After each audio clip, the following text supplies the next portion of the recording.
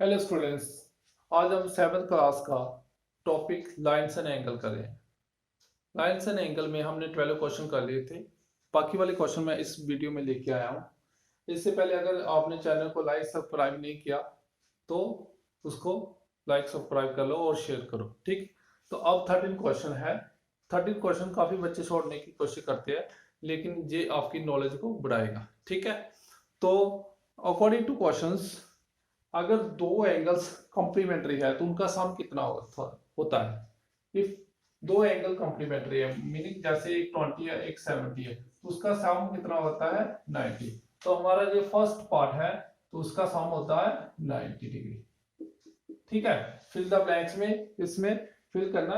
अगर दो angles complementary है तो सम ऑफ देयर मेजर 90 डिग्री।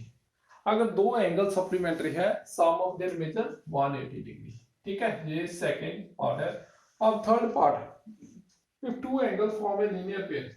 अगर दो एंगल लीनियर पेयर फॉर्म करते हैं जैसे ये, तो if two angles form a linear pairs are, तो उसको क्या बोलते हैं सप्लीमेंट्री। अगर दो एंगल लीनियर पेयर फॉर्म करते हैं, लीनियर पेयर का मतलब दोनों का सम 180 होता है, तो उसको क्या बोलते हैं फिर सप्लीमेंट्री बोलते हैं, सप्लीमेंट्री, ठीक है। ऐसे लिख देना सप्लीमेंट्री। आगे fourth question, fourth part, if two angles are supplementary, if two angles are supplementary they form linear pair. अगर दो एंगल सप्लीमेंट्री फॉर्म करते हैं तो इसको लीनियर पेयर बोलते हैं, लीनियर पेयर, ठीक है। लीनियर पेयर सप्लीमेंट्री होता है, सप्लीमेंट्री लीनियर पेयर होता है, ठीक है। तो नेक्स्ट हमारा फिफ्थ पार्ट करते हैं हम। फिफ्थ पार्ट के according, if two line intersect at a point. Fifth part के अकॉर्डिंग, अगर टू लाइन इंटरसेक्ट करती है एक पॉइंट पर, if two line intersect at a point, then vertical opposite angles, ये वाले वर्टिकल ऑपोजिट एंगल, ये वाला angle, then vertical opposite angle किसके इक्वल होगा, इक्वल होंगे। Then vertical opposite angle will be equal. तो आप वहां लिख सकते हैं vertical opposite angle will be equal, ऐसे आप लिख सकते हैं उसका आंसर, ठीक है। अब करते हैं से 6 क्वेश्चंस। 6 पार्ट के इक्वल पार्ट के according, if two lines intersect at a point, if one pair vertical opposite angle acute, then other pair of vertical opposite angle क्या होगा, obtuse होगा। अगर दो लाइनें इंटरसेक्ट करती है, अगर एक पेयर obtuse है, obtuse का मतलब 90 से कम है, ठीक है। अगर if two lines intersect at a point, if one pair of vertical opposite angle acute, then the other pair of vertical opposite angle is other pair of vertical। अगर एक एंगल आपका obtuse है, other pair of vertical opposite angle क्या होगा, other pair of vertical opposite angle obtuse होगा, ठीक है। फिर सुनो, if two line intersect at a point, if one pair of vertical opposite angle are acute, and then other pair of vertical opposite angle are obtuse। अगर ये दो वाले angle 90 से कम है तो दूसरे 90 से ज्यादा होंगे, तो आप इधर लिख सकते हैं obtuse, ठीक है। if one pair of vertical opposite angle acute, then other pair of vertical opposite angle will be obtuse, ठीक है। नेक्स्ट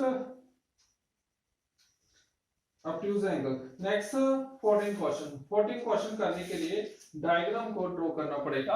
आप अपनी बुक से क्वेश्चंस देखो।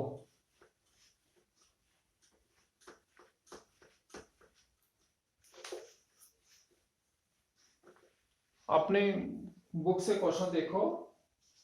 In the following figure name the following pair of angles. हमने figure draw करनी है। ऐसी फिगर है जो मैं इधर से देखता हूं फिगर्स, बुक से फिगर देखो।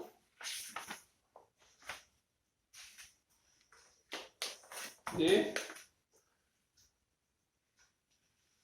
ऐसे ऐसे ए ओ ई और बी और सी और डी, ठीक है, ए ओ सी ई ओ बी डी।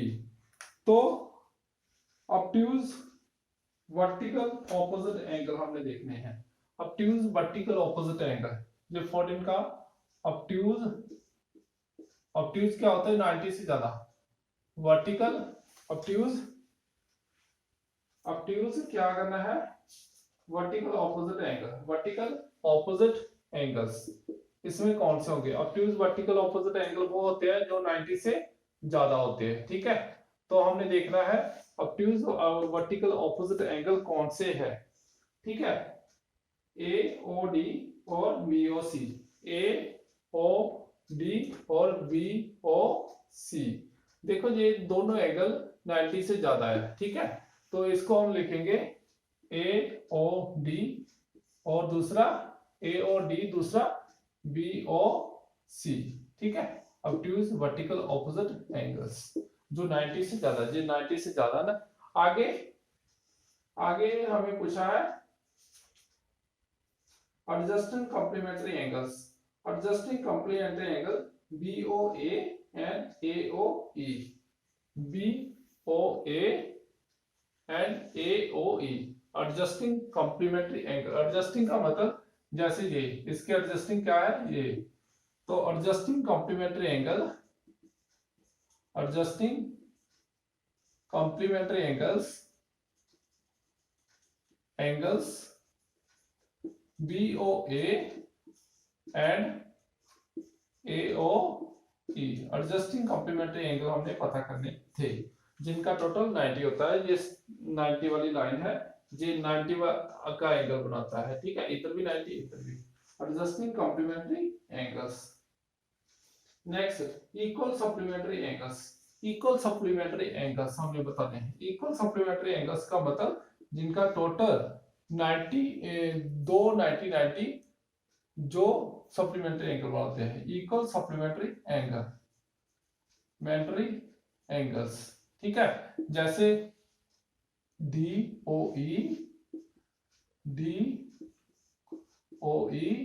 एंगल और बी ओ ई, ठीक है। दूसरी तरफ बस एक ही बन रहा है ना, एक ही बन रहा है ना, D O E B O E. Next fourth part, unequal supplementary angles, unequal supplementary angle जो जरूरी नहीं कि दोनों इक्वल हो, लेकिन 90 टोटल होने, 180 टोटल होना चाहिए। जैसे ए ओ बी दूसरा ए ओ डी, ए ओ बी ए ओ डी, इनका टोटल 180 है लेकिन अनइक्वल है। और एक भी और भी ऐसे भी लिख सकते हैं, डी ओ सी और बी ओ सी, ये अनइक्वल सप्लीमेंट्री एंगल्स है, ठीक है। तो ये थे हमारे क्वेश्चंस 5.1 के, इंपॉर्टेंट थे, धीरे धीरे करो, समझ के करो, आपको काफी नॉलेज मिलेगी, ठीक है। और भी इस तरह के क्वेश्चन अदर बुक से करने की कोशिश करना। अगर आपको मेरी वीडियो अच्छी लगी तो इसको लाइक, सब्सक्राइब और शेयर करो, ठीक है। सब्सक्राइब करना नहीं भूलना, शेयर करना नहीं भूलना और लाइक करना नहीं भूलना। और कोई प्रॉब्लम है तो कमेंट करो। Thanks for watching my video.